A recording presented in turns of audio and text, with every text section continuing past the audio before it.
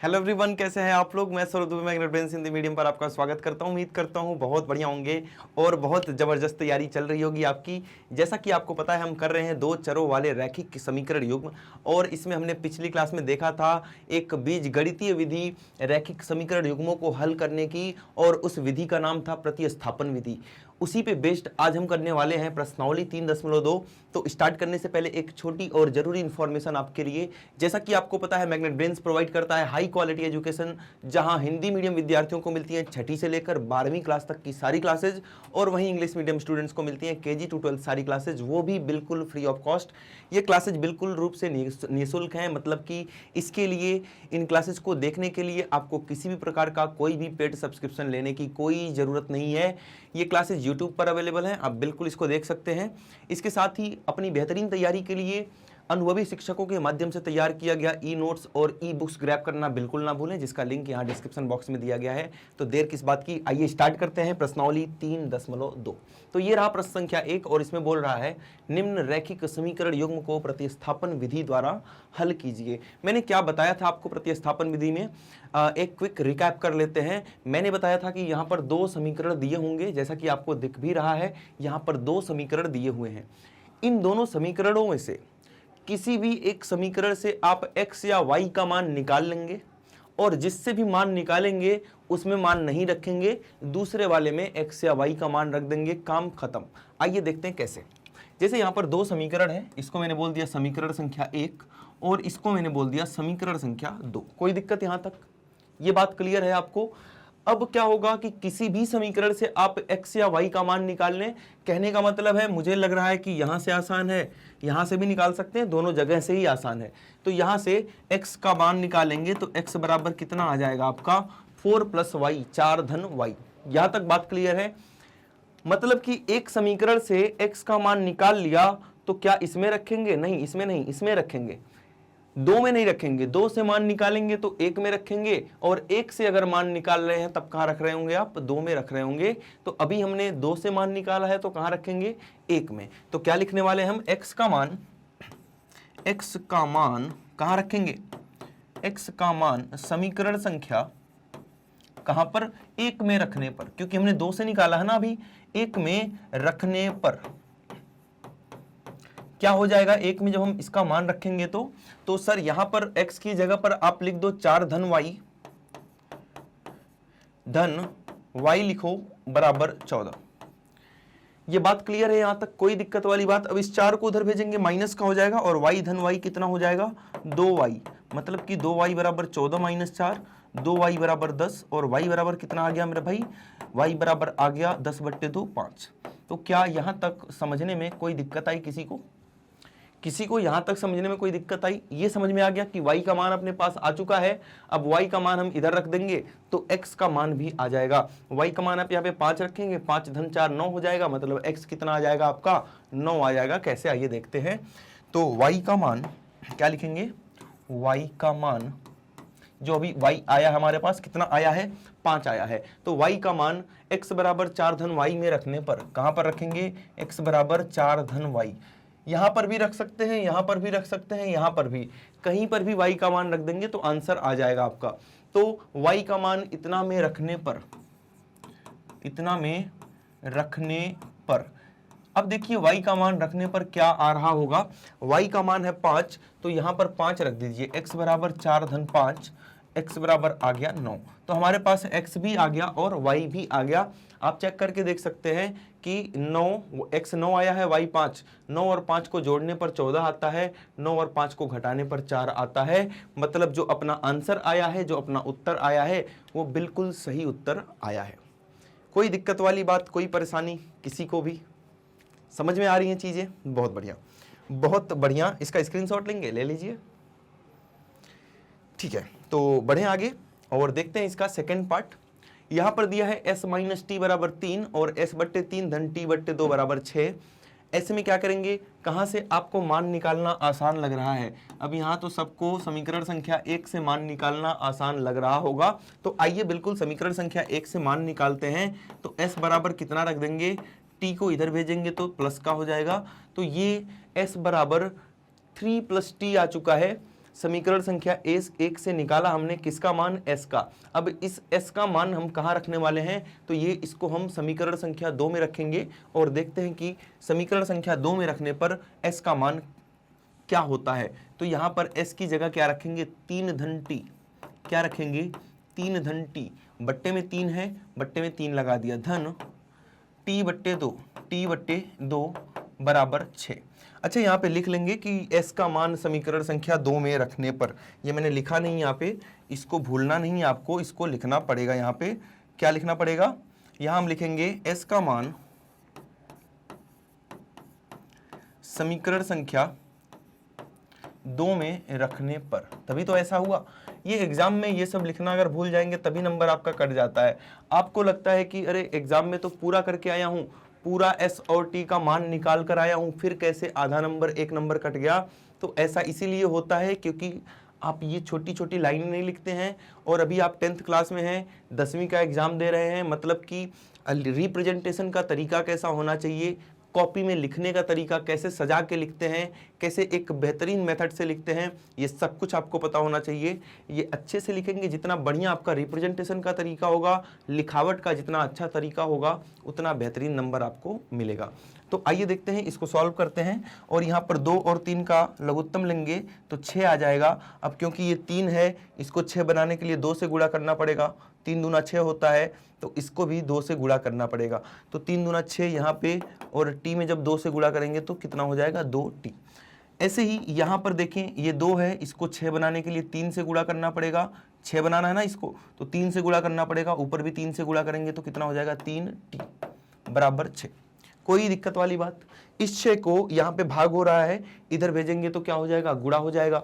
6 गुणे 6 कितना हो जाएगा, 36 हो जाएगा।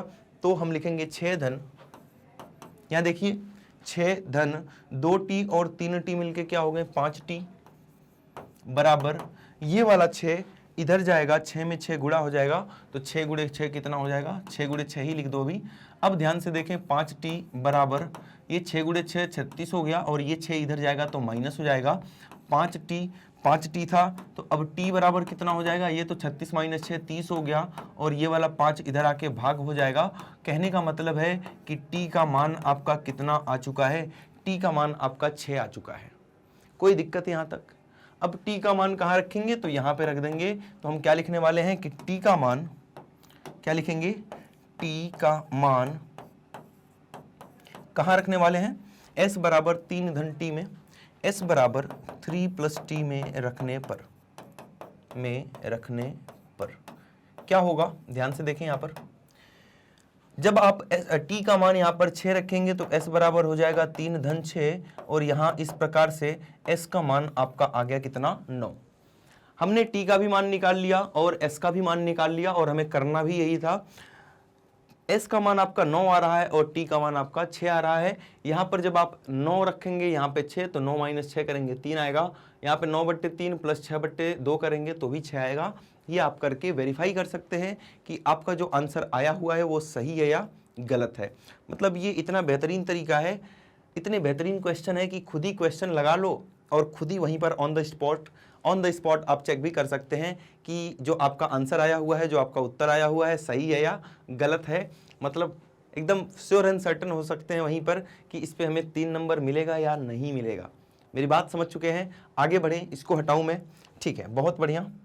अब देखते हैं इसका नेक्स्ट पार्ट, जो थर्ड पार्ट है। यहाँ पर 2 समीकरण आपको दिया हुआ है। पहला समीकरण है 3x माइनस वाई बराबर 3, और दूसरा समीकरण क्या है, 9x माइनस 3y बराबर 9। 9x माइनस 3y बराबर 9। यहाँ पर कुछ ना कुछ धोखा होने वाला है अपने साथ फिर से, तो धोखा होने से पहले ही सतर्क हो जाते हैं। जैसे मैं अगर आपको बताऊं कि a1/a2 का मान अगर आप निकालते हैं यहाँ पे, तो वो 3/9 हो जाता है, जो काटने पर 1/3 आएगा। ऐसे ही आप b1/b2 का अगर मान निकालते हैं तो वो -1/-3 हो जाता है, जो काटने पर 1/3 आएगा। और ऐसे ही आप C1/C2 का मान निकालते हैं तो 3/9 हो जाएगा, जो काटने पे 1/3 आएगा। मतलब कि यहाँ पर ये तीनों ही बराबर हो चुके हैं। A1/A2 बराबर B1/B2 बराबर C1/C2, A1/A2 बराबर B1/B2 बराबर C1/C2। और हमें पता है कि जब ये तीनों बराबर हो जाते हैं तो ऐसे केस में जो रेखाएं होती हैं हमारी, कैसी रेखाएं होती हैं? समपाती रेखाएं होती हैं। मतलब एक दूसरे को ओवरलैप कर रही होंगी, और ओवरलैप करेंगी तो समपाती रेखाओं के कितने हल होते हैं? अनेकों अनेक हल होते हैं। इसके अनेक हल होंगे तो ये सॉल्व नहीं होगा। यहाँ पे लिख देना है कि ये रेखाएं समपाती हैं और इनके अनेक हल होंगे। मेरी बात क्लियर है? कोई डाउट है यहाँ तक? कोई डाउट? आगे बढ़ें? ठीक है, बहुत बढ़िया। देखते हैं इसका फोर्थ पार्ट ये, हाँ दशमलव का आ गया तो इसमें टेंशन नहीं लेनी है। जो मेथड आपको बताया गया है वही मेथड लगाएंगे और आपका आंसर आ जाएगा। कैसे? 0.2x धन 0.3y बराबर 1.3 दिया हुआ है, और इसी प्रकार से 0.4x धन 0.5y बराबर 2.3 दिया हुआ है। यहाँ से भी आपको जहाँ से अच्छा लगे, 1 से या 2 से, कहीं से भी x या y का मान निकालते हैं। x या y का मान कहीं से भी निकाल लीजिए। ये समीकरण संख्या 1 है, ये 2 है। आइए 2 से x का मान निकालते हैं। तो x वाले को पहले वैसे ही लिख लो जैसे था। पहले भी 0.4x था, अभी भी 0.4x है, जैसे था वैसे ही लिख लिया। और इस वाले को इधर ले जाएंगे तो कितना हो जाएगा? माइनस का 0.5y। कोई दिक्कत वाली बात? क्लियर है? इतनी बातें क्लियर हैं। अब ध्यान से देखें तो ये 0.4 जो है उधर जाके भाग करेगा इसको, उधर जाके इसको भाग करेगा, और भाग करेगा तो कुछ ऐसा आ जाएगा। यहां तक कोई डाउट है? x का मान निकालने में किसी को भी कोई डाउट नहीं है? अब ध्यान से देखिए तो x का मान हम कहां से निकाले हैं? तो 2 से निकाले हैं। तो x का मान कहां रखने वाले हैं? 1 में रखने वाले हैं, क्योंकि 2 से निकाले हैं तो 1 में रखेंगे। तो x का मान समीकरण संख्या 1 में रखने पर, x का मान समीकरण संख्या 1 में रखने पर, समीकरण संख्या 1 में रखने पर x का मान क्या हो जाएगा? यहां पर रखेंगे तो कितना हो जाएगा? 0.2 गुणे, अब क्योंकि x आ गया, x की जगह पर हम ये बातें लिखने वाले हैं क्या? 2.3 माइनस 0.5y बटे 0.4। तो ये लिख दिया 0.2 और x का मान रख दिया, धन 0.3y धन 0.3y बराबर 1.3। यहाँ देखिए यहाँ से इससे ये कट जाएगा 2 बार, क्योंकि ये 0.2 है, 0.4 है। दोनों के बाद दशमलव की समान संख्या है तो दशमलव का कोई मतलब नहीं होता है। जैसे यहाँ 0.2 है, 0.4 है, तो दोनों दशमलव को आप भूल के इसको 2/4 लिख सकते हैं।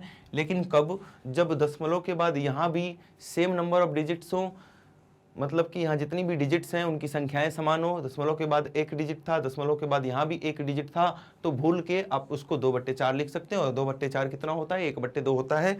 तो इससे इसको काट दिया 2 बार में। अब देखिए क्या होता है। अब यहाँ पे 2 एलसीएम होगा, और मैंने बताया था 2 यहाँ जाके गुणा हो जाएगा एलसीएम में। तो कितना आ रहा है? ये 2.3 माइनस 0.5y, ये तो ऐसे ही लिख दिया 2.3 माइनस 0.5y। अब ये 2 यहाँ पर गुणा होगा तो 0.6y हो जाएगा, धन 0.6y।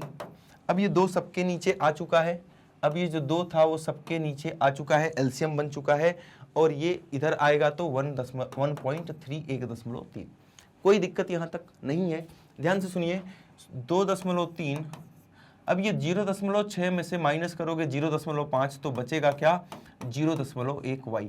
ये जो 2 है उधर जाके गुणा करेगा 1.3 में, तो क्या बन जाएगा? 1.3 गुणे 2 मतलब कि 2.6। क्लियर है यहाँ तक की बात? कोई डाउट? कोई डाउट है क्या यहाँ तक? नहीं है? आगे बढ़े। ठीक है, 2.3 को उधर भेजेंगे हम, माइनस हो जाएगा यहाँ पर, और इस प्रकार से जब आप माइनस करेंगे तो 0.3 और ये नीचे आके भाग करेगा। दशमलव के बाद संख्याएं एक एक डिजिट हैं, नंबर ऑफ डिजिट्स कितनी है? यहाँ भी 1 है, यहाँ भी 1 है, तो मतलब दशमलव भूल के इसको हम 3/1 लिख सकते हैं या 3 लिख सकते हैं। मतलब y का मान आ गया 3। अब y का मान हम कहाँ रखेंगे? तो y का मान यहाँ पर रखेंगे तो x आ जाएगा। तो y का मान क्या लिखेंगे? y का मान x बराबर 2.3 माइनस 0.5y बटे 0.4 में रखने पर ऐसा करने पर क्या आएगा, ऐसा करने पर क्या आएगा, आइए देखते हैं। x बराबर क्या था 2.3, बस y की जगह पे आपको 3 रखना और कुछ नहीं करना। 2.3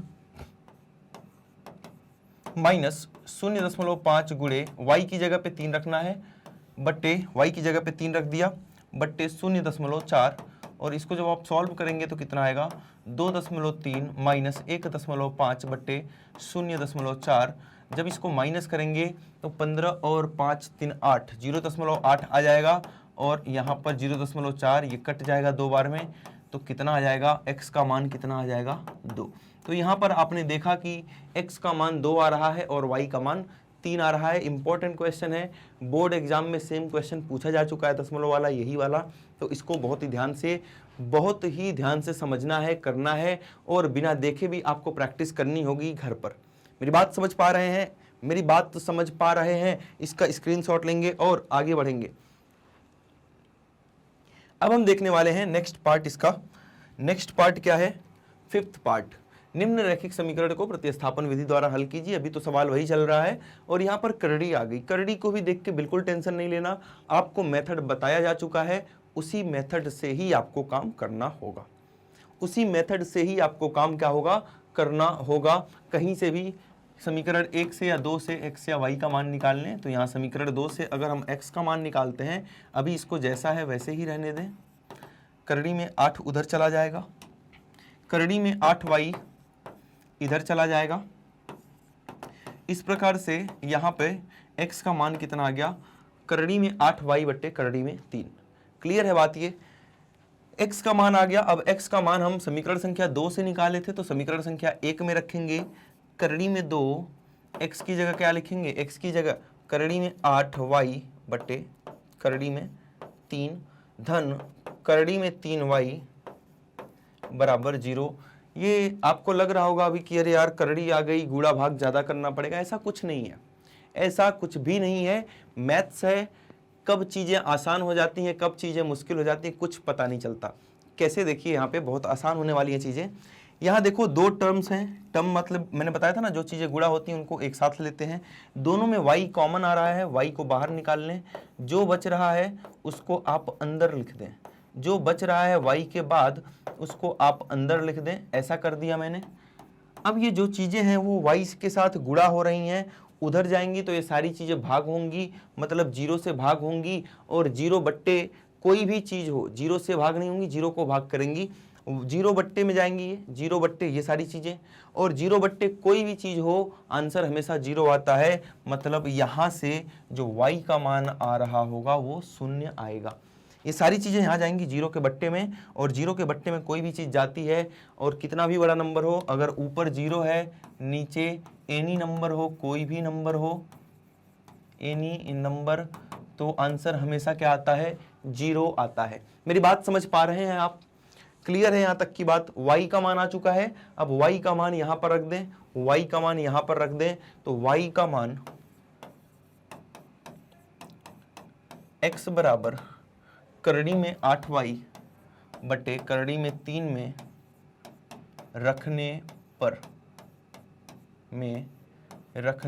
पर ऐसा करने पर क्या होगा, y की जगह पर आप 0 रखेंगे, तो यहाँ से x बराबर करड़ी में 8 गुणे y की जगह पर आप 0 रखेंगे, बट्टे करड़ी में 3 रखेंगे, तो यहाँ से x का जो मान आ जाएगा, क्योंकि यहाँ भी चीज़ें 0 से गुणा भाग हो रही हैं, तो यहाँ भी x का मान भी 0 आ जाएगा।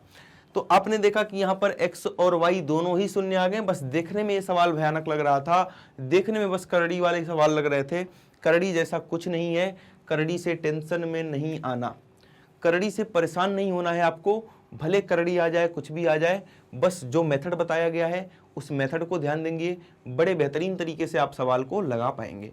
कोई दिक्कत वाली बात, समझ में आ गई चीज़ें? एक बार स्क्रीनशॉट लेंगे इसका, एक बार स्क्रीनशॉट लेंगे और आगे का नेक्स्ट पार्ट देखते हैं इसका, 6th पार्ट। 6th पार्ट में क्या बोल रहा है, यहाँ बट्टे बट्टे आ गए, कोई दिक्कत नहीं, अपने को मेथड पता है, अपने को मेथड पता है। इसको समीकरण संख्या 1 और इसको समीकरण संख्या 2 ले लेंगे और 2 से x का मान निकालेंगे, तो x बट्टे 3 को यहीं रहने दो, इन दोनों को इधर भेजेंगे, इन दोनों को इधर भेजेंगे, कोई दिक्कत? क्लियर है ये? या इसको और आसान बना दूं मैं, और आसान बना दूं, यहां लाओ और आसान बना देते हैं इसको, और ज्यादा आसान बना देते हैं बट्टे वाले सवालों को। कैसे? एक और मेथड है, जैसे मैं करा रहा था ऐसे भी हो जाता, लेकिन ऐसे में कैलकुलेशन आपको कहीं ना कहीं ज्यादा करनी पड़ती।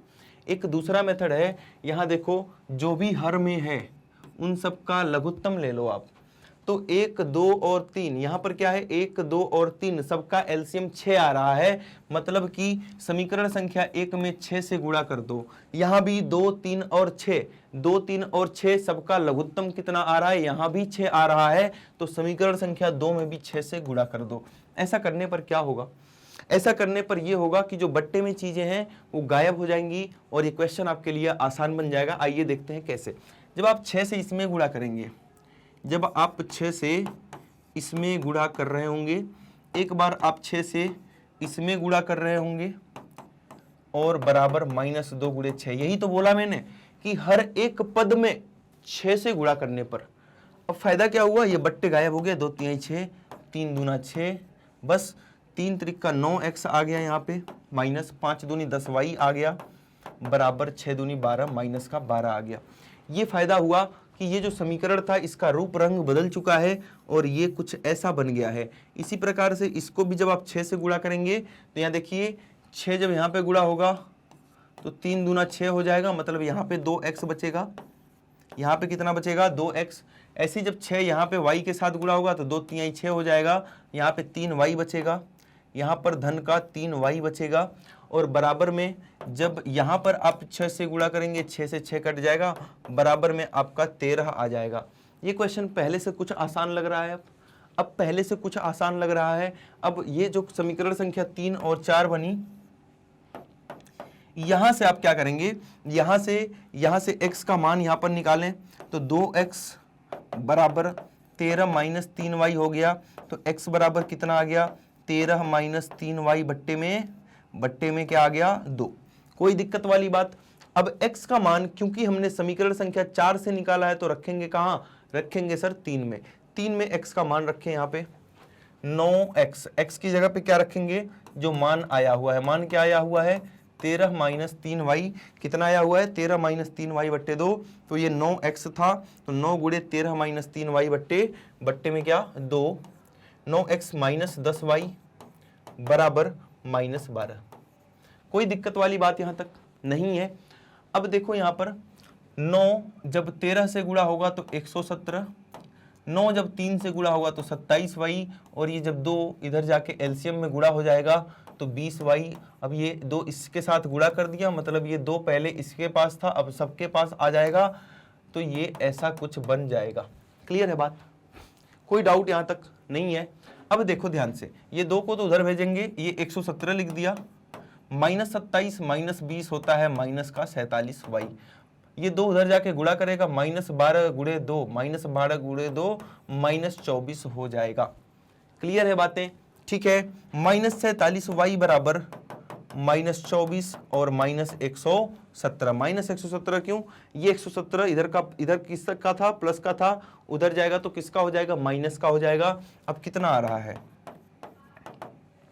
इन दोनों को जोड़ देंगे, दोनों ऋणात्मक है तो 7 4 11, 1 कैरी हो गया 1, 11 और 2 13, 13 और 1 14, 14 आ गया। किससे कटेगा, क्या 3 बार में कटेगा? बिल्कुल कट जाएगा, तो माइनस का होगा, ये भी माइनस से माइनस कट जाएगा। y बराबर आ गया 141 बट्टे 47, 47 तियां होता है 141, 47 तियां क्या होता है 141, तो y का मान कितना आ गया, y का मान सर 3 आ गया। y का मान अगर 3 आ गया तो y का मान यहाँ पे रख दो, y का मान यहाँ पर रख दो, तो आपका x भी आ जाएगा। तो हम लिखेंगे, हम क्या लिखने वाले हैं, y का मान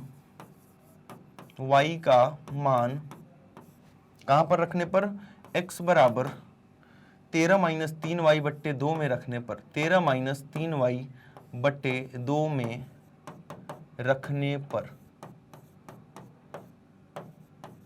ऐसा करने पर क्या हो रहा है, तो x बराबर 13 माइनस 3, y की जगह पर आप क्या रख रहे हैं, y की जगह पर हम 3 रखेंगे, तो y जहां भी दिख रहा है आपको 3 रखेंगे, 3 बट्टे 2, 13 माइनस 3 त्रिक का कितना हो गया 9 बट्टे 2, 4/2 और 4/2 को सॉल्व करना दुनिया का सबसे आसान काम है।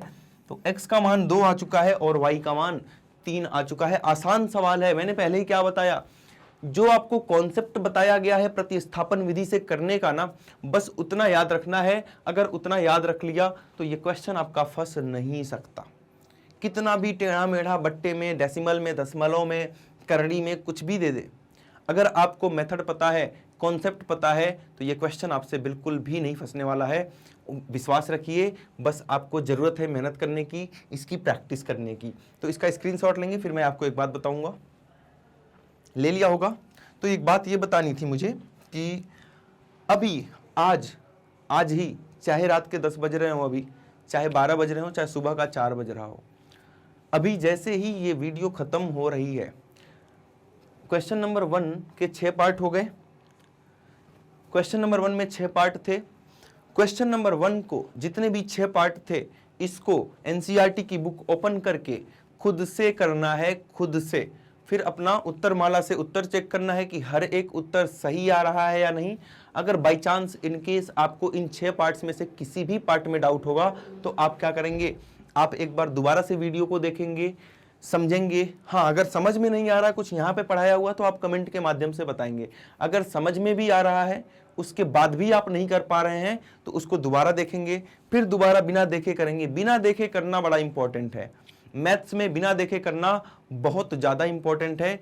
तो मैं इसीलिए बार बार बोलता हूँ, प्रैक्टिस आप करते रहेंगे तो हर एक स्टूडेंट, मेरा हर एक भाई बहन क्या करेगा, अभी जैसे ही ये वीडियो खत्म होगी, जितने भी क्वेश्चन अभी ये प्रश्नावली 3.2 के खत्म होंगे, तुरंत आप क्या करेंगे, कॉपी पेन उठाएंगे, एनसीईआरटी की बुक खोलेंगे, उसमें प्रश्नावली 3.2 खोलेंगे और प्रश्न संख्या 1 को खेल जाएंगे पूरा का पूरा 6 पार्ट। ठीक है, आइए देखते हैं इस क्वेश्चन में क्या बोल रहा है और क्या पूछना चाह रहा है हमसे। इसमें बोल रहा है 2x धन 3y बराबर 11 और 2x माइनस 4y बराबर माइनस 24 को हल कीजिए। आइए सबसे पहले हल करते हैं इसको। क्या है, 2x धन 3y बराबर 11 और क्या है, 2x माइनस 4y बराबर 24, माइनस 24। हल करने का एक ही तरीका बताया गया है आपको। क्या हल करने में मैंने बताया कि किसी भी समीकरण से आप x या y का मान निकालेंगे, किसी भी समीकरण से, या तो 1 से या तो 2 से, और जिससे भी निकालेंगे दूसरे में रख देंगे। तो आइए यही काम यहाँ पर करते हैं। इसको समीकरण 1 बोल दिया, इसको समीकरण 2 बोल दिया। कोई दिक्कत वाली बात है क्या यहाँ पर? इसमें से हम क्या करते हैं, चलो समीकरण 2 से ही निकाल लेते हैं, किसी से भी निकाल लो, ऐसा कोई नियम नहीं है कि सर 1 से निकालना या 2 से निकालना। हम समीकरण 2 से x का मान अगर निकालते हैं तो कितना आएगा, ये 4y माइनस का है, उधर जाएगा तो प्लस का बन जाएगा। अब यहां से x का मान कितना आ गया, माइनस 24 धन 4y बट्टे में 2। हमने कहां से निकाला था x का मान, तो सर 2 से। रखेंगे कहां पर सर, 1 में। 1 में रख दो x का मान, कितना हो जाएगा, 2 गुणे, अच्छा वो लिखना भी है, तुम लोग भी याद दिलाते रहते हो मुझे। हाँ, लिखेंगे आप x का मान, ये लिखना बड़ा जरूरी है ना, क्योंकि आप 10th क्लास में हैं। जब आप कल को सरकारी एग्जाम की मान लो तैयारी कर रहे हो, तो वहां पे क्या होता है, केवल और केवल बहुविकल्पीय प्रश्न आते हैं। मैं यूपीएससी के इंटरव्यू की बात नहीं कर रहा हूँ, आईएएस के, मैं केवल बात कर रहा हूँ जो नॉर्मल से एग्जाम्स होते हैं, छोटे छोटे एग्जाम्स होते हैं। जैसे हमारा मान लीजिए कि कांस्टेबल का एग्जाम हो गया, एसआई का, सब इंस्पेक्टर का एग्जाम हो गया, इस टाइप के एग्जाम्स की बात बता रहा हूँ।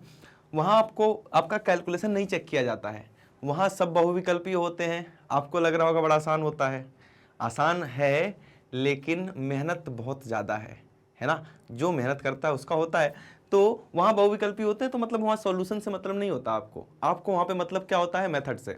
और वहाँ ट्रिक्स बताई जाती हैं। जैसे ये क्वेश्चन अभी हमें कितना टाइम लग रहा है, ऑलमोस्ट 2 से 3 मिनट लगेगा सॉल्व करने में। वहाँ पे आपको ये क्वेश्चन 30 सेकंड में करना होगा। तो उसकी ट्रिक्स होती हैं जो मैं कभी कभी आपको शॉर्ट्स के माध्यम से बताता रहता हूँ, वो सारी ट्रिक्स पढ़ाई जाती हैं वहाँ पर भी। आइए देखते हैं कि x का मान समीकरण संख्या 1 में रखने पर, समीकरण 1 में रखने पर समीकरण 1 में जब हम रखेंगे x का मान तो क्या हो जाएगा, 2x, मतलब कि 2 गुणे x की जगह पर ये सारी कहानी लिख दो, माइनस 24 धन 4y बट्टे में 2। अरे इस x का मान यहां पर रख रहे हो ना, 2 लिखा, x की जगह पर ये सारी कहानी लिख दी। अब धन का 3y बराबर का 11 लिख दो, धन का 3y बराबर का 11। 2 से 2 कट गया, 2 से 2 क्या हो गया, कट गया। अब ये जो कहानी लिखी है यहां पे लिखो क्या है, -24 धन 4y बराबर, नहीं ये भी तो बचा है, -24 धन 4y धन 3y बराबर 11, धन 3y बराबर 11। कोई डाउट यहां तक नहीं है, बस कैलकुलेशन का खेल है, और कैलकुलेशन का खेल में अगर फेल हो गए तो नंबर कम मिलेंगे, है ना। तो कैलकुलेशन का खेल है, आइए देखते हैं। और आप लोगों की जैसी रिक्वेस्ट आ रही है कि सर कैलकुलेशन पे वीडियो बनाइए, बहुत जल्दी बनाऊंगा, बहुत जल्दी, 2-3 दिन में कैलकुलेशन पर वीडियो आपको मिल जाएगी, है ना। कैलकुलेशन पे बहुत जल्दी वीडियो बनेगी। यहाँ देखिए ध्यान से, 4y और 3y को जब हम जोड़ेंगे तो 7y बन जाएगा, और जब हम -24 को उधर ले आएंगे तो +24 बन जाएगा। क्लियर, कोई डाउट नहीं है। यहाँ देखो 7y बराबर 11 धन 24 करेंगे 35 आएगा, और y का मान कितना हो जाएगा, 35/7 मतलब कि 5 हो जाएगा। कहने का मतलब है y का मान कितना आ चुका है, y का मान 5 आ चुका है। अब y का मान 5 आ चुका है तो y का मान कहाँ रखेंगे, y का मान हम यहाँ पर रखेंगे। तो y का मान क्या लिखेंगे, y का मान कहाँ रखेंगे, x बराबर -24 + 4y अपॉन 2 में रखने पर, इसमें रखने पर, इसमें रखने पर क्या हो जाएगा, y का मान इसमें रखने पर, y का मान कितना आ रहा है 5, तो जहां भी आपको y दिख रहा है वहां पर 5 रख दीजिए, उत्तर आ जाएगा। कैसे, देखिए ध्यान से,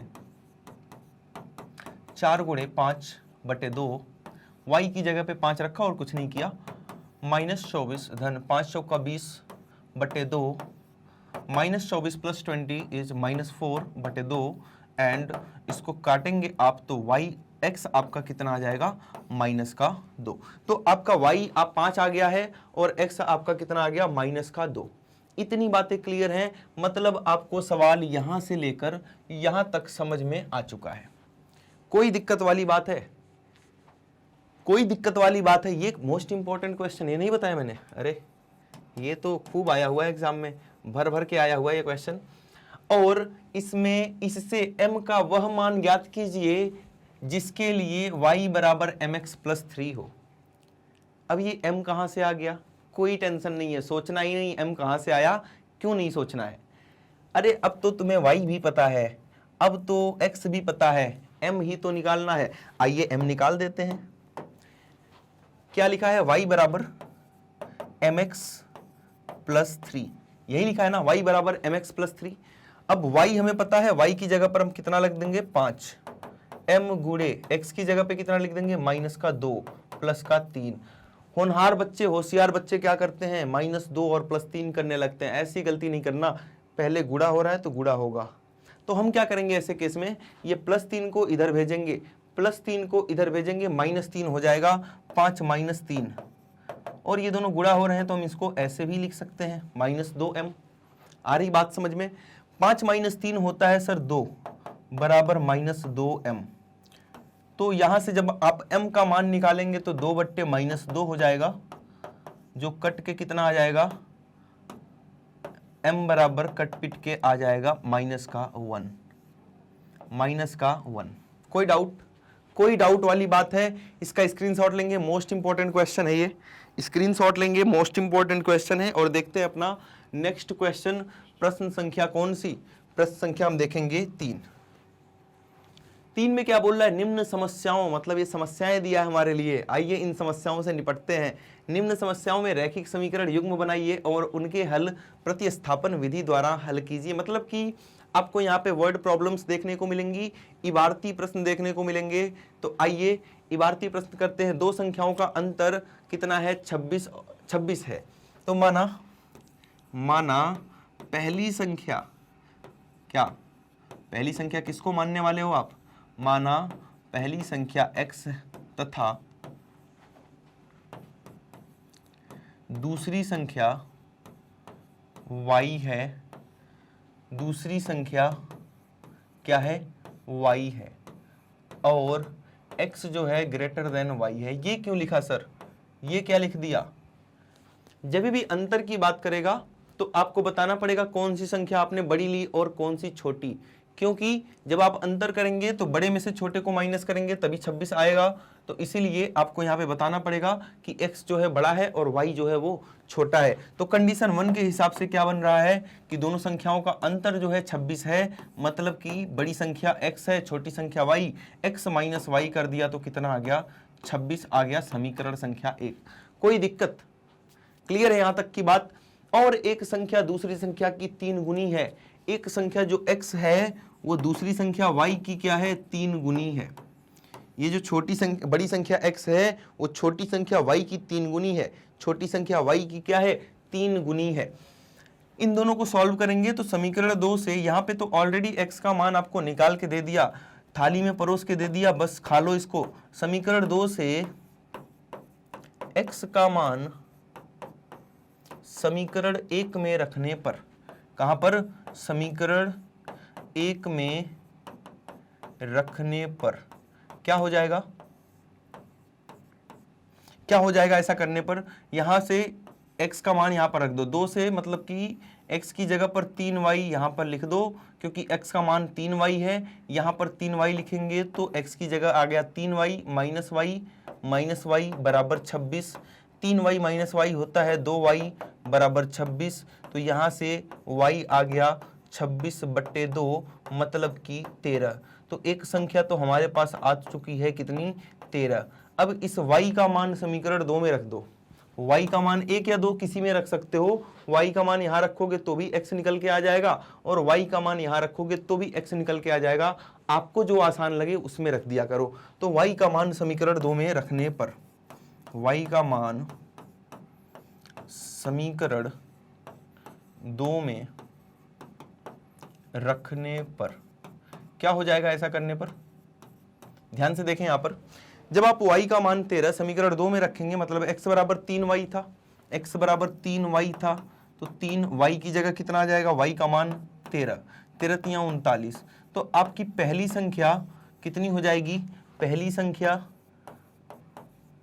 39 हो जाएगी जो x है, और दूसरी संख्या, पहली संख्या आपकी 39 हो जाएगी और दूसरी संख्या कितनी हो जाएगी, सर दूसरी संख्या हो जाएगी 13, दूसरी संख्या कितनी हो जाएगी, 13 ही आया था ना। हाँ, ये बात समझ चुके हैं आप, इसको आप चेक भी कर सकते हो कि सही है या गलत। देखो दोनों संख्याओं का अंतर 26 है, जब आप 39 में से 13 को माइनस करेंगे तो 26 आएगा, और एक संख्या दूसरी संख्या की 3 गुनी है, 13 तियां 39 होता है, एक संख्या दूसरी संख्या की 3 गुनी है।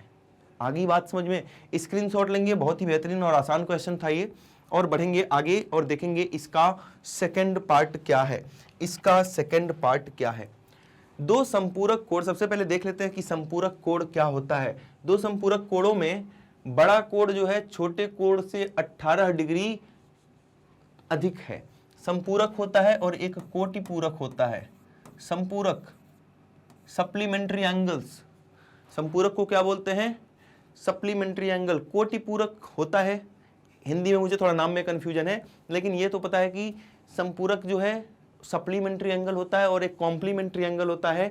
हिंदी में क्या होता है कमेंट में बताना, जिससे कि मुझे भी पता चल पाए, मैं भी आपसे कुछ सीख पाऊं, है ना।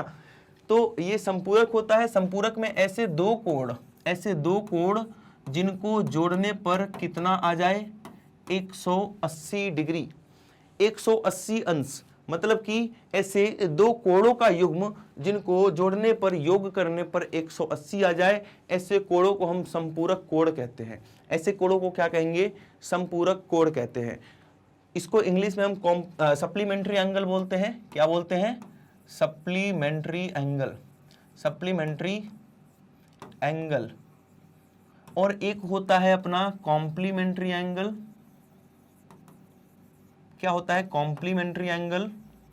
अब इसको हिंदी में क्या बोलते हैं, आप मुझे कमेंट के माध्यम से बताएंगे कि क्या कोटिपूरक बोलते हैं या कुछ और बोलते हैं। मुझे थोड़ी सी कंफ्यूजन है उसमें, लेकिन अपना काम है संपूरक में, वो मैं देख लूंगा कि क्या बोलते हैं। यहाँ देखो संपूरक कोण है दो, तो पहला कोण मैंने मान लिया x है और दूसरा कोण कितना है y। अब दोनों कोण अगर संपूरक हैं, अगर दोनों कोण ये संपूरक हैं तो इनका योग हमेशा हमेशा कितना होना चाहिए 180। हमेशा हमेशा कितना होना चाहिए 180। तो ये बन गया अपना समीकरण संख्या 1। बड़ा कोण मतलब मैंने मान लिया x बड़ा है y से। जब भी बड़े छोटे की बात हो तो एक को आपको खुद ही बड़ा मान लेना है। बड़ा कोण छोटे कोण से 18 डिग्री अधिक है। ये जो बड़ा कोण x है ना, ये छोटे कोण y से ना कितना डिग्री अधिक है सर 18 डिग्री अधिक है। ये जो बड़ा कोण है ना वो छोटे कोण से 18 डिग्री अधिक है, ऐसा ही तो लिखा है। अधिक का मतलब प्लस होता है, कोई दिक्कत वाली बात नहीं है। यहां दो समीकरण बन चुके हैं। समीकरण 2 से जब आप x का मान उठा के समीकरण 1 में रख देंगे, मतलब x की जगह क्या आ जाएगा, x की जगह सर y धन 18 आ जाएगा। x की जगह आ जाएगा, इस x की जगह आ जाएगा y धन 18, फिर लिख दो धन y, फिर लिख दो 180 डिग्री। मेरी बात समझ रहे हैं। समीकरण 2 से x का मान समीकरण 1 में रखने पर x का मान रख दिया y धन 18, y धन y 2y हो गया, और ये 18 उधर जाएगा तो माइनस हो जाएगा, उधर जाएगा तो माइनस हो जाएगा। माइनस करके क्या आएगा सर, कितना आ जाएगा 162 आ जाएगा, 162 डिग्री।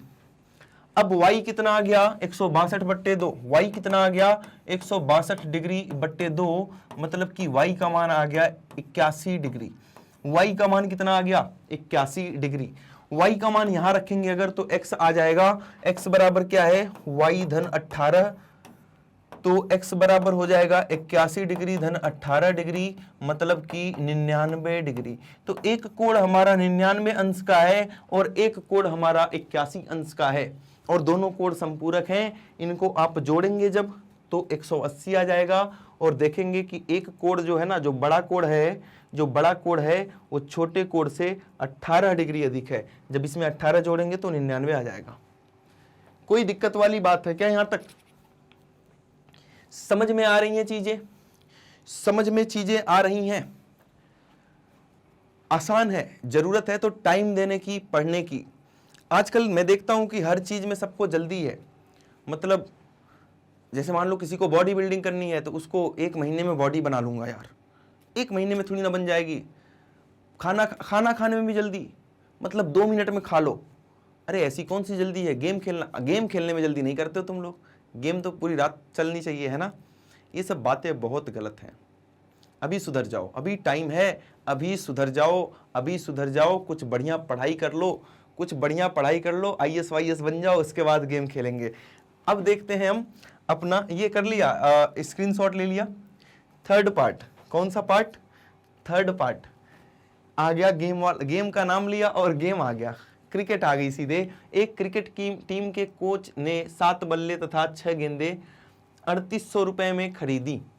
बाद में उसने 3 बल्ले तथा 5 गेंदें 1750 रुपए में खरीदी। प्रत्येक बल्ले और प्रत्येक गेंद का मूल्य ज्ञात कीजिए। बड़ा आसान सा क्वेश्चन है ये तो। माना प्रत्येक बल्ले का मूल्य, क्या? प्रत्येक बल्ले का मूल्य कितना रुपया? बल्ले का, कितने रुपए का बल्ला लाते हो तुम लोग? माना प्रत्येक बल्ले का मूल्य x रुपए है, और क्या खरीदा था? गेंद भी खरीदा है। और प्रत्येक गेंद का मूल्य कितना? y रुपए ले लो ना। फिर टेंशन किस बात की? एक बल्ला, एक बैट जो है वो x रुपए का आएगा, एक बॉल जो है वो y रुपए की आएगी। पहला वाला क्या खरीदा था? ये अपने हिसाब से कितना हो गया? एक बल्ला x रुपए का, तो 7 बल्ला आ गया 7x का। एक गेंद y रुपए की, 6 गेंदें आ गई 6 y रुपए की। ये तो अपने हिसाब से इतना रुपया देना पड़ेगा। क्वेश्चन के हिसाब से कितना रुपया है सर? 3800 के बराबर होगा। ये 3800 के बराबर होगा। दूसरी बात, 3 बल्ला है और 5 गेंद है। सर 3 बल्ला है, 3 बल्ला तो एक बल्ला x का, 3 बल्ला 3x का। 5 गेंदें हैं सर, एक गेंद y की, तो 5 गेंदें 5 y की। और कितने रुपए में? 1750। कितने रुपए में? 1750। ये 2 समीकरण बन चुके हैं। इन दोनों समीकरणों को हल करेंगे और उत्तर आ जाएगा। जल्दीबाजी नहीं करनी। एक एक सवाल को बिल्कुल एकदम मतलब क्या बोलते हैं वो, पोस्टमार्टम करेंगे, मतलब एकदम खतरनाक तरीके से पढ़ेंगे, एक एक चीज को समझते हुए। यहां देखो, यहां से x का मान निकालेंगे, x का मान, क्योंकि हमें प्रतिस्थापन विधि से करना है, हर एक सवाल को प्रतिस्थापन विधि से करना है। तो 3x बराबर 5y को उधर भेजो अगर, तो 1750 माइनस 5y होगा। तो x कितना आ जाएगा, अगर मैं बात करूं यहां से x कितना आ जाएगा, ये 3 जाएगा, इधर भाग हो जाएगा, तो यहां से x आ रहा होगा आपका 1750 माइनस 5y बट्टे 3। कोई दिक्कत वाली बात यहां तक? देखें एक बार, क्लियर है? ठीक है, x आ गया। x का मान आपने कहां से निकाला था, 2 से, तो रखोगे कहां में, 1 में। x का मान 1 में रखने पर, x का मान समीकरण 1 में रखने पर, आइए देखते हैं क्या होता है। तो x का मान जो है वो 1 में रखेंगे, एक रहा ये 7x, तो x की जगह ये सारी बातें लिख दो, क्या 1750 माइनस 5y बटे 3। तो 7x धन 6y, तो धन 6y बराबर में कितना है 3800, तो बराबर में कितना लिख देंगे 3800। समझ में आ रही चीजें? कुछ नहीं किया, बस यहां पर x का मान उठा के ये वाला मान रख दिया और तो बस कॉपी कर दिया वहां पर। ठीक है, इस 7 को इन दोनों से गुणा करेंगे, तो सब 7 को इसके साथ गुणा करेंगे 1750 के साथ, तो 7 सुना सुनना हो जाएगा, 7 5 35, 5 कैरी 3, 7 7 49 एंड 3 52 कैरी 5, 7 1 7 और 5 12। क्या सही है? 7 0 0 7 5 35 5 3 7 7 49 और 3 52 5 7 1 7 और 5 12, बिल्कुल सही है। माइनस 7 पंजे 35y बट्टे 3 धन 6y बराबर 3800। यहां तक एक एक स्टेप करो आराम से, जल्दीबाजी करोगे, ये क्वेश्चन है, प्लस माइनस इधर उधर कुछ भी हुआ तो गलत हो जाएगा। मेरी बात समझ रहे हैं? जल्दीबाजी नहीं दिखानी, यहां पर आराम से करेंगे। ये 3 सबके नीचे आना चाहिए, इसके नीचे नहीं आ रहा, तो ये 3 यहां गुणा होगा और सबके नीचे आने लगेगा। कैसे? यहां देखें, 12250 माइनस 35y। अब ये 3 को सबके नीचे लाना था, इसके नीचे भी, तो 3 गुणे 6 18y बन जाएगा। क्या बन जाएगा? 18y, और ये 3 सबके नीचे आने लगेगा और इधर अपना है 3800। समझ गए बात को? अब ध्यान से समझे इसको, ये दोनों y वाले हैं, आपस में माइनस प्लस हो जाएंगे। 12250 ये कितना हो जाएगा, माइनस का 17y। जब इन दोनों को माइनस 35 प्लस 18 माइनस 17y हो जाएगा, और ये जो 3 है उधर भेज दो, इधर भेजेंगे तो 3 बटे 24, 4 कैरी 2, 3 3 जा 9 एंड 2 11, 11400 आ जाएगा। अब 12250 को उधर भेजेंगे हम, तो 11400 माइनस 12250, तो माइनस 17y बराबर हमारा आ जाएगा 0 0 0 हो जाएगा, 5 माइनस 0 5, ये 122 है, ये 114 है, 8 4 12, 850 आ जाएगा माइनस का। माइनस करके देखेंगे, माइनस 850 आ जाएगा। माइनस से माइनस कैंसिल हो गया सर, और y का मान आ गया 850 बट्टे 17, 17 पंजे 85 होता है, तो 50 आ गया। y का मान आ चुका है 50। समझ में आ गई चीजें? यहां तक कोई डाउट है क्या? क्लियर है? y का मान 50 आ चुका, तो y का मान आप यहां पर रख दें, यहां पर रख दें, x का मान आ जाएगा, तो y का मान इसमें रखने पर, तो देखो यहां पर x बराबर कितना हो जाएगा, जब 1750 माइनस 5y है, यहां क्या है 1750 माइनस 5y, मतलब 5 गुणे y का मान 50, 5 गुणे y का मान 50 हो गया, बट्टे में 3 है, तो यहां 3 रख देंगे। समझ में आ गया y का मान कैसे रखा गया है? कोई डाउट यहां तक? क्लियर है? क्लियर है, तो आगे बढ़ते हैं। x बराबर 1750 माइनस ये 250 हो जाएगा, 5 गुणे 50 कितना, 250 बट्टे 3, 1500, जब ऊपर माइनस करेंगे 1750 माइनस 250, तो 1500 बट्टे 3, और ये आ गया आपका 500, मतलब x का मान कितना आ गया 500। 500 x का मान आ गया 500, y का मान आ गया 50, मतलब कि जो बल्ले का मूल्य था, लास्ट में आप लिख लेंगे, जब भी इबारती प्रश्न आएगा यहीं पर नहीं छोड़ना, लास्ट में एक लाइन इसी रूप में लिखना है, वाक्य के रूप में, कि प्रत्येक बल्ले का मूल्य कितना है। सर प्रत्येक बल्ले का मूल्य x रुपए मतलब 500 रुपए होगा, और प्रत्येक गेंद का मूल्य कितना हो जाएगा, 50 रुपए हो जाएगा। क्लियर है यहां तक की बात? एक बार स्क्रीनशॉट लेंगे इसका। तो अब देखते हैं प्रश्न संख्या 3 का फोर्थ पार्ट। थर्ड पार्ट आप समझ चुके हैं, आइए देखते हैं कि फोर्थ पार्ट में क्या बातें हो रही हैं। तो यहाँ पर टैक्सी की बात हो रही है। जैसे मैं इसको पहले आपको समझा देना चाहता हूँ कि जब आप टैक्सी बुक करते हैं ना, मान लो आपने एक टैक्सी बुक किया, ये आपका घर है और यहाँ पर टैक्सी आ चुकी है। टैक्सी का एक बुकिंग चार्ज होता है, मतलब कि आप अपने दरवाजे पर अगर एक कार मंगवा लिए ना, एक टैक्सी मंगवा लिए अगर आप अपने दरवाजे पर, तो इसका एक चार्ज देना पड़ेगा, मान लो 50 रुपए है। मतलब अगर आपने अपने दरवाजे पे कार बुलवा ली तो आपको 50 रुपए देने ही देने हैं, चाहे आप कहीं जाओ या ना जाओ। तो ये तो होता है बुकिंग चार्ज आपका। दूसरा क्या होता है, चार्ज पर किलोमीटर, मतलब किलोमीटर के हिसाब से चार्ज। मान लो आपने घर पे कार बुलवाई, समझना ध्यान से, ये समझ जाओगे तो ये खेल बड़ा आसान हो जाएगा आपके लिए। मान लो आपने अपने घर पे कार बुलवाई और आपको 5 किलोमीटर जाना है और 1 किलोमीटर का लग रहा है आपका 10 रुपए। अब बताओ मुझे टोटल कितने रुपए देने पड़ेंगे। अगर आपको लग रहा है 50 रुपए तो गलत आंसर है। 5 किलोमीटर जाना है, 1 किलोमीटर का चार्ज 10 रुपए है, लेकिन ये भी तो देखो कि ये आपको एक तो बुकिंग चार्ज देनी पड़ेगी, बुकिंग चार्ज आपको देना ही देना पड़ेगा 50 रुपए, चाहे आप कहीं जाओ या ना जाओ। उसके बाद अगर आपने 5 किलोमीटर और ट्रेवल किया तो 1 किलोमीटर का 10 रुपए, तो 5 किलोमीटर का 5 गुणे 10 मतलब टोटल मिला के आपको 100 रुपए देने पड़ेंगे।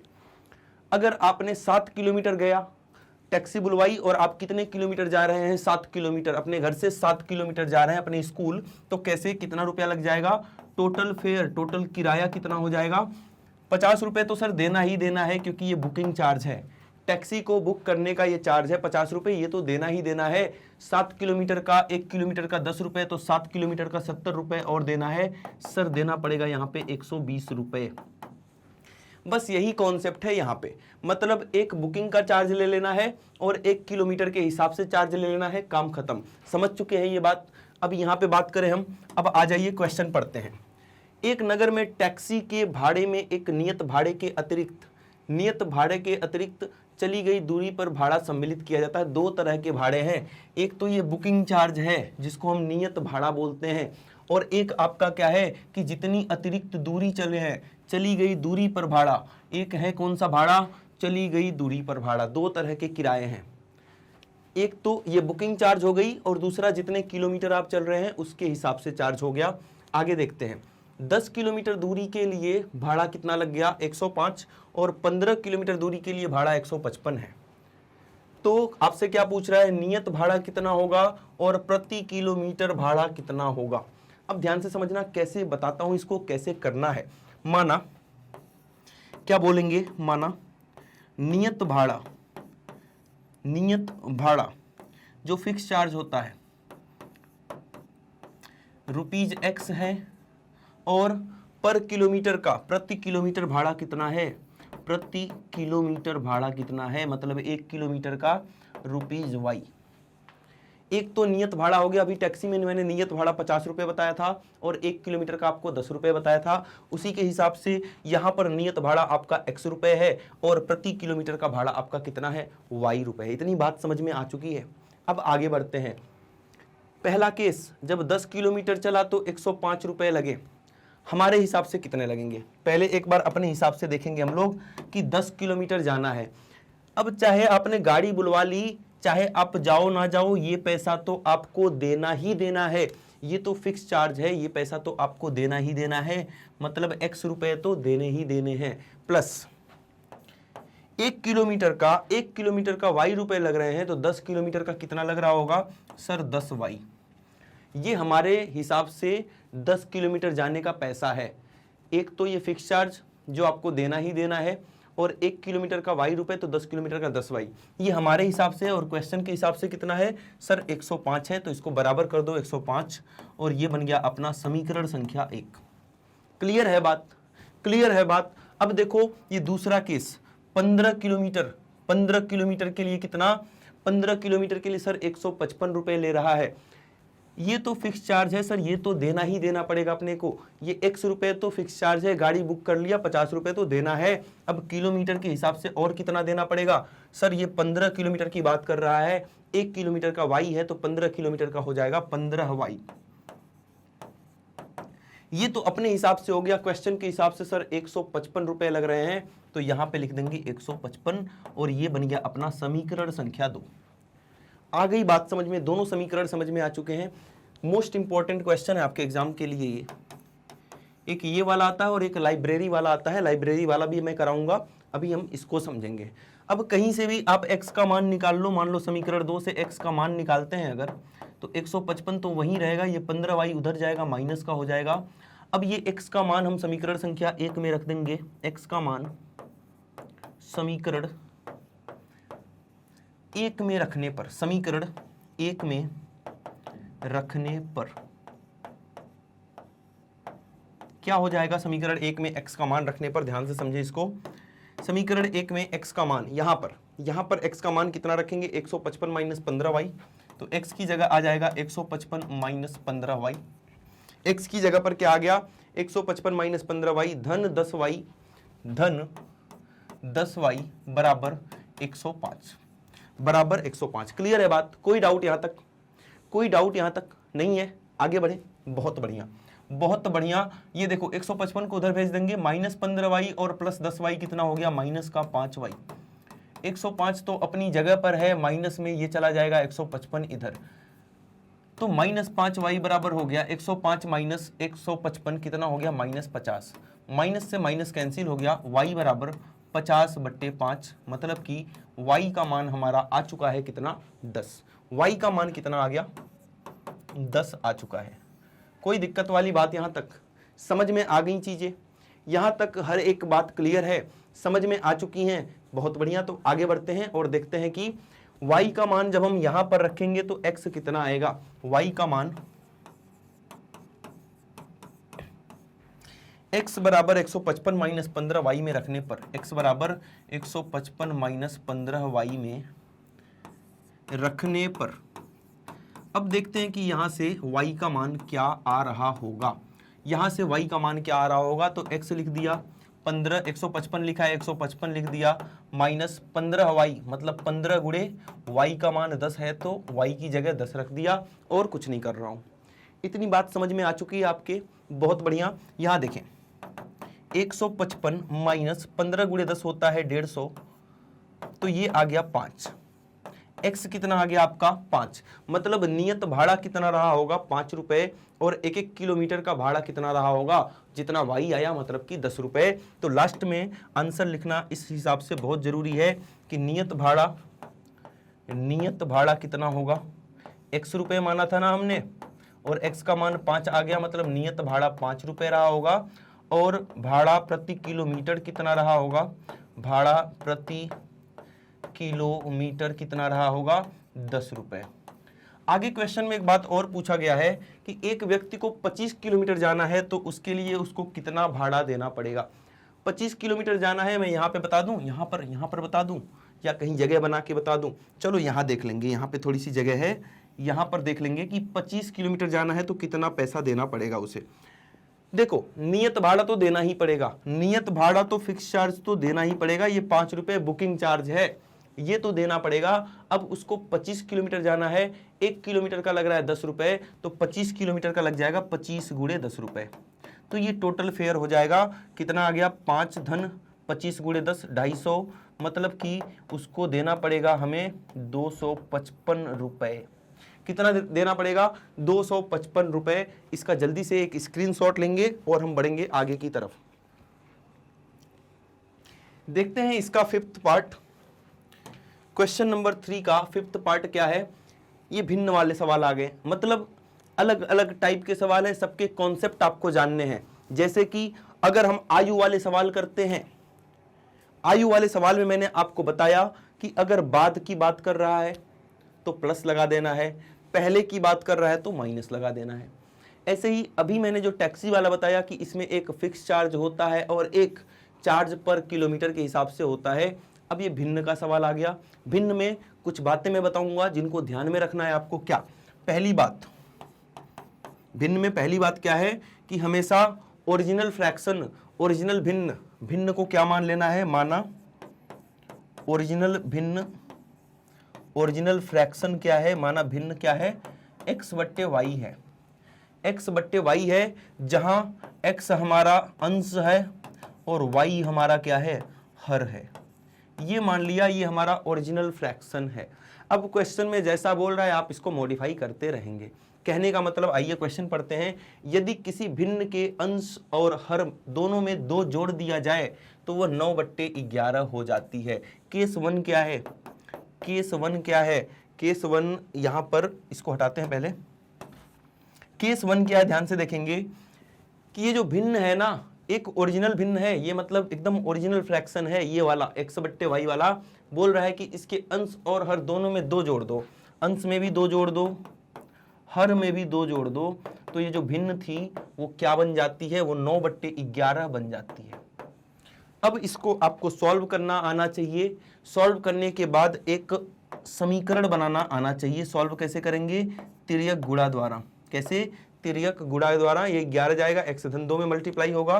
क्या बता रहा हूं, ये 11 जाएगा, x धन 2 में गुणा होगा, बराबर ये 9 जाएगा, y धन 2 में गुणा होगा, ये 9 जाएगा y धन 2 में, y प्लस 2 में 9 मल्टीप्लाई हो जाएगा। इसको सॉल्व करेंगे, इक्वेशन, एक समीकरण बन के आएगा। कैसा, 11x धन 11 दूना 22 बराबर 9y धन 9 दूना 18।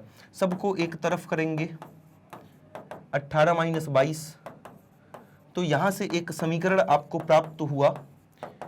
18 माइनस 22 4 हो गया, ये समीकरण संख्या 1 हो गई। इसी प्रकार से अब हम दूसरा पार्ट इसका पढ़ते हैं, यहां से लेके यहां तक। यदि अंश और हर दोनों में 3 जोड़ दिया जाए, आइए जोड़ लेते हैं। केस 2 की बात कर रहे हैं हम। केस 2 में क्या बोल रहा है कि यदि अंश और हर दोनों में 3 जोड़ दिया जाए, ऊपर भी 3 जोड़ दिया, नीचे भी 3 जोड़ दिया, तो भिन्न क्या बन जाती है, 5/6 बन जाती है। तो ये भिन्न जो है वो 5/6 के बराबर हो जाती है। क्या यहाँ तक कोई डाउट है? अब यहाँ भी हम क्या करने वाले हैं सर, यहाँ भी क्रॉस मल्टीप्लिकेशन करेंगे, यहाँ भी क्रॉस मल्टीप्लिकेशन करेंगे। क्रॉस मल्टीप्लिकेशन करने के बाद क्या आएगा, ध्यान से देखिए। यहाँ पर ये जो 6 है ये x धन 3 में गुणा हो जाएगा, और ये जो 5 है ये y धन 3 में गुणा हो जाएगा। 6x धन 18 हो जाएगा यहाँ पर, और यहाँ पर 5y धन 15 हो जाएगा। कहने का मतलब 6x माइनस 5y 15 माइनस 18 हो जाएगा। और यहाँ से आपकी दूसरी समीकरण आ गई -3। ये समीकरण संख्या 2 है। आपके पास 2 समीकरण है। समीकरण सॉल्व करना तो आपको आता ही है। कैसे करेंगे समीकरण को सॉल्व, आइए देखते हैं। यहाँ से x का मान निकालो। 11x तो हो जाएगा अपना 4 धन 9y। 11x का मान कितना हो जाएगा, 4 -4 था, -4 धन 9y, -9y उधर जाके क्या बन जाएगा, धन का 9y। और x कितना आएगा, हमें तो x निकालना है ना, तो -4 धन 9y बट्टे में 11, ये x आ गया। अब क्योंकि आपने x का मान जो निकाला है समीकरण संख्या 1 से निकाला है, तो इसका मान कहाँ रख देंगे, समीकरण संख्या 2 में। तो x का मान समीकरण संख्या 2 में रखने पर 6x की जगह हम रखेंगे -4 धन 9y बट्टे 11, -4 धन 9y बट्टे 11 -5y बराबर -3। इतनी बात क्लियर है, कोई डाउट है यहाँ तक? नहीं है। दोनों समीकरण सॉल्व करना आ चुका है आपको। एक जगह से x का मान निकाला और दूसरी जगह पे रख दिया। 6 को अंदर गुणा करो, -4 गुणे 6 -24, 6 गुणे 9 54y। अब ये 11 को यहाँ भी दे दो क्योंकि इसके नीचे कुछ नहीं है, तो हमें सबका एलसीएम 11 बनाना है, तो 11 पचे 55y। अब सबके नीचे क्या आ चुका है, 11 बराबर -3। अब देखिए -24 को तो ऐसे ही रहने दें आप, +55 माइनस +54 -55 हो गया -1, 1 लिखते नहीं है तो -y आ जाएगा। +54y -55y कितना आ जाएगा, माइनस का y आ चुका होगा। ये बात समझ में आ चुकी है आपके। ये 11 जाएगा -3 से गुणा होगा तो क्या हो जाएगा, -33। अब ये -24 उधर भेजेंगे तो यहाँ बचेगा माइनस का y, और यहाँ -33 + 24 माइनस का y बराबर ये कितना हो जाएगा, 9 4 13 होता है तो -9 हो जाएगा। और y का मान आ चुका है अपना कितना, 9। y का मान जब आप यहाँ रखेंगे तो x आ जाएगा। अभी जगह नहीं है, एक बार स्क्रीनशॉट लेंगे, फिर यहाँ पे मैं जगह बनाऊंगा। स्क्रीनशॉट लेंगे, एक बार ले लिया। यहाँ तक स्क्रीनशॉट ले लिया, समझ में आ चुका है। अब देखें यहाँ पे मैं थोड़ा सा जगह बना के आपको आगे का सॉल्यूशन बताता हूँ कि कैसे करना है हमें। बाकी आपको समझ में तो आ ही गया है कि कैसे करना है, लेकिन मैं एक बार इसको कंप्लीट करके आपको बताता हूँ। ये याद रखना कि अपना ओरिजिनल फ्रैक्शन स्टार्टिंग में हमने भिन्न जो माना था वो x/y था। y का मान आपका 9 आ चुका है। y का मान यहाँ पर जब रखेंगे, y का मान जब यहाँ पर रखेंगे तो x बराबर आपका आ रहा होगा -4 धन 9 गुणे y का मान कितना है, y का मान अभी आपका 9 आया था, y का मान अभी आपका 9 आया था और बट्टे में 11 है। x बराबर -4 धन 9 गुणे 9 99 81 होता है बट्टे 11, 81 - 4 77 होता है, 77 बट्टे 11 और काटने पर 7 आ रहा होगा, मतलब x का मान 7 आ गया। तो अब बताओ मुझे कि जो हमारी ओरिजिनल भिन्न x/y थी वो एक्चुअल में क्या थी। तो x की जगह पर 7 और y की जगह पर 9 रखेंगे, मतलब हमारी भिन्न थी 7/9। ये हमारा उत्तर हो जाएगा कि जो भिन्न हमसे पूछा जा रहा है, जो भिन्न हमसे पूछा जा रहा है वो भिन्न क्या है, 7/9 है।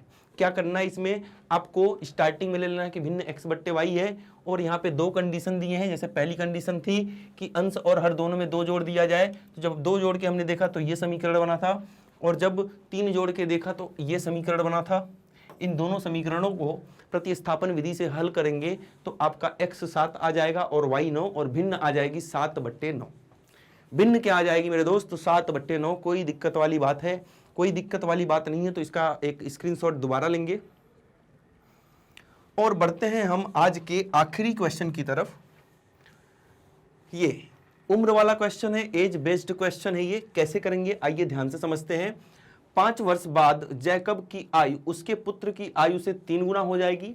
5 वर्ष पूर्व जैकब की आयु उसके पुत्र की आयु की 7 गुनी थी। उसकी वर्तमान आयु ज्ञात करना है। तो यहाँ पे बात 2 लोगों की हो रही है, किसकी किसकी बात हो रही है, जैकब की और उसके पुत्र की। तो माना जैकब की उम्र या जैकब की वर्तमान उम्र, जैकब की वर्तमान आयु कितनी है, x ईयर्स। जैकब की वर्तमान आयु कितनी है, x ईयर्स या x वर्ष है। और उसके पुत्र की, जैकब के पुत्र की वर्तमान आयु, उसके पुत्र की वर्तमान आयु ये मान लिया y ईयर्स। कितना मान लिया, y ईयर्स मतलब y वर्ष, y वर्ष। क्या यहां तक कोई दिक्कत वाली बात हुई है, क्या यहां तक कोई तकलीफ वाली बात है, नहीं है। ये तो बस मान लिया, जो पूछ रहा है वही मान लो आप, जिसके बारे में सवाल चल रहा है वही मान लेना है आपको। अब हम देखते हैं कंडीशन की बात। एक बार मैं आपको याद दिलाना चाहता हूं कि जब भी आयु वाले क्वेश्चन आए, अगर 10 साल पहले की बात कर रहा है तो माइनस करना है 10 को, 10 साल बाद की बात कर रहा है तो प्लस करना है 10 को। मतलब बात अगर भूतकाल की हो रही है, पास्ट की हो रही है तो माइनस करेंगे, बात अगर फ्यूचर की हो रही है तो प्लस करेंगे। और यहाँ तो प्रेजेंट ले ही लिया हमने, वर्तमान समय तो यहाँ पर है ही। आइए देखते हैं। सबसे पहला जो कंडीशन है, यहीं से यहीं तक 5 वर्ष बाद, यहीं तक की बात करेंगे कि 5 वर्ष बाद क्या हुआ होगा, 5 वर्ष बाद क्या हुआ होगा। जैकब कितने साल का हो गया होगा, जैकब की आयु, जैकब कितने साल का हो गया होगा 5 वर्ष बाद। आज कितने साल का है, आज x साल का है, तो 5 साल बाद हो जाएगा x धन 5 साल का, x धन 5 वर्ष का। कोई दिक्कत वाली बात यहां तक नहीं है। और उसका पुत्र कितना हो जाएगा, पुत्र की आयु 5 साल बाद, अभी y साल का है सर, तो 5 साल बाद हो जाएगा y + 5, y + 5, 5 साल बाद हो जाएगा y + 5 वर्ष का। कोई दिक्कत वाली बात यहां तक नहीं है, बढ़िया लग रहा है सब कुछ, समझ में आ गया यहां तक कि 5 साल बाद, आज x साल का है तो ये x + 5 हो जाएगा, ये आज y साल का है तो y + 5 हो जाएगा। 5 वर्ष बाद हुआ क्या था कि जैकब की जो आयु है, ये जो जैकब की आयु है 5 साल बाद, ये जो जैकब की आयु है उसके पुत्र की आयु की, उसके पुत्र के आयु की कितनी गुनी हो जाएगी, 3 गुनी, 3 गुनी। 5 साल बाद की कहानी है, इसीलिए यहां भी +5 हुआ, यहां भी +5 हुआ। मतलब कहानी यहां की नहीं है, कहानी यहां की है कि 5 साल बाद ये जो है इसका 3 गुना हो जाएगा, ये जो है इसका 3 गुना हो जाएगा, वही किया है। यहां से समीकरण बनाएंगे, यहां से समीकरण बनाएंगे, 3y धन 3 पंजे 15, x माइनस 3y, 5 उधर जाके माइनस हो जाएगा, 15 माइनस 5 10 आ जाएगा। ये समीकरण संख्या 1 आ चुकी है आपकी। क्या ये बात समझ में आ चुकी है? जल्दी से कमेंट करके बताएं। वीडियो लाइक नहीं किया तो वीडियो लाइक करें, क्योंकि आपको समझ में अगर आ रहा है तो वीडियो लाइक करना बहुत जरूरी है, तभी मुझे भी समझ में आएगा कि हाँ आपको समझ में आ रही हैं चीजें। लाइक देख के ही पता चलता है कि हाँ जो पढ़ाया जा रहा है वो सब कुछ आपके समझ में बहुत बढ़िया से आ रहा है। अब क्या बात हो रही है? 5 वर्ष पूर्व, पहले की बात, पहले की बात। तो 5 वर्ष पूर्व क्या रहा होगा? 5 वर्ष पूर्व पहले की बात, जैकब की आयु कितनी रही होगी? सभी लोग बताएंगे एक साथ। जैकब की आयु कितनी रही होगी 5 साल पहले? आज कितनी साल का है जैकब? x साल का है, तो 5 साल पहले रहा होगा x माइनस 5 का, x माइनस 5 साल का रहा होगा 5 साल पहले। ये आ गई बात समझ में। उसका पुत्र 5 साल पहले कितने साल का रहा होगा? पुत्र की आयु y माइनस 5 वर्ष। क्लियर? हुआ क्या था 5 साल पहले? हुआ क्या था? जैकब की आयु उसके पुत्र की आयु की 7 गुनी थी। ये जो जैकब था ना, ये जो जैकब था ना 5 साल पहले, अपने पुत्र का 7 गुना था। इसको सॉल्व करो और समीकरण बना दो। सॉल्व करके समीकरण बनाएंगे यहां से, तो ये समीकरण बन रहा होगा -35, ये जाएगा तो +5 -30, समीकरण संख्या 2। यहां तक की सारी बातें क्लियर है? हर एक स्टूडेंट को यहां तक की सारी बातें क्लियर होनी चाहिए। यहां से x का मान निकालेंगे अगर, तो -30 तो था, -7y उधर जाके प्लस का 7y हो जाएगा। और ये मान कहां रख देंगे? ये मान हम उठाएंगे यहां से, समीकरण 2 से निकाला है तो इसको उठा के ले जाके समीकरण 1 में रख दो। और समीकरण 1 में रखने के बाद क्या हो जाएगा? समीकरण 1 में रखने के बाद क्या हो जाएगा? x की जगह पे रख दो -30 धन 7y बराबर कितना कितना, अच्छा -3y भी है। x की जगह पर तो मैंने ये रख दिया, ये -30 धन 7y, -3y भी लिखेंगे, बराबर कितना आ गया? 10। अब देखें 7y -3y तो 4y होता है, और -30 उधर जाके +30 हो जाएगा, 10 + 30 हो गया 40। तो y आ गया अपना 40/10। y कितना आ गया? 40/4, मतलब कि 10 आ गया। तो y बराबर 10 आ गया। अब y का मान यहां रखें, y का मान यहां रखेंगे तो कितना आ जाएगा? y का मान जब आप यहां रखेंगे तो ये आ जाएगा अपना x बराबर -30 धन 7 गुणे y का मान है 10, तो यहां 10 रखेंगे। ये देखो 7 गुणे 10 70, 70 माइनस 30 40, 7 गुणे 10 70, 70 माइनस 30 40, मतलब कि x का मान 40 आ रहा है। x का मान कितना आ रहा है? तो x का मान 40 आ रहा है। एक बात याद रखना, लास्ट में आपको इस फॉर्मेट में आंसर देना है कि जैकब की वर्तमान उम्र 40 वर्ष है और उसके पुत्र की वर्तमान उम्र 10 वर्ष है। कर लोगे? इतना आसान है, बस चीजों को समझना। स्क्रीनशॉट लेंगे, एक बार ले लिया। आसान है सब कुछ, प्रैक्टिस प्रैक्टिस मांगती है चीजें, और मैथ का हर सवाल प्रैक्टिस मांगेगा आपसे। प्रैक्टिस करना ही करना है, प्रैक्टिस आपको करना पड़ेगा, है ना।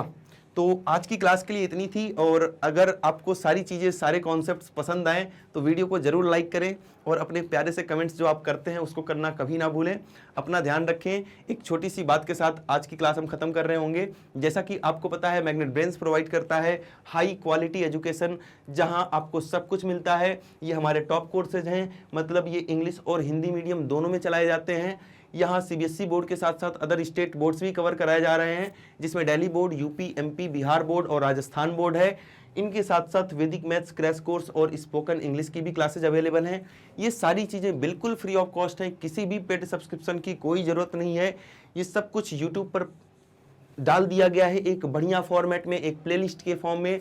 मतलब आपके लिए सारी चीज़ें एकदम से आसान और एकदम से निःशुल्क बना दी गई हैं। तो इनका लाभ उठाइए, अपनी ज़बरदस्त तैयारी कीजिए। इसके साथ ही आप हमें अदर सोशल मीडिया नेटवर्क्स पे भी फॉलो कर सकते हैं, जैसे फेसबुक, इंस्टा, ट्विटर, टेलीग्राम और व्हाट्सएप पर।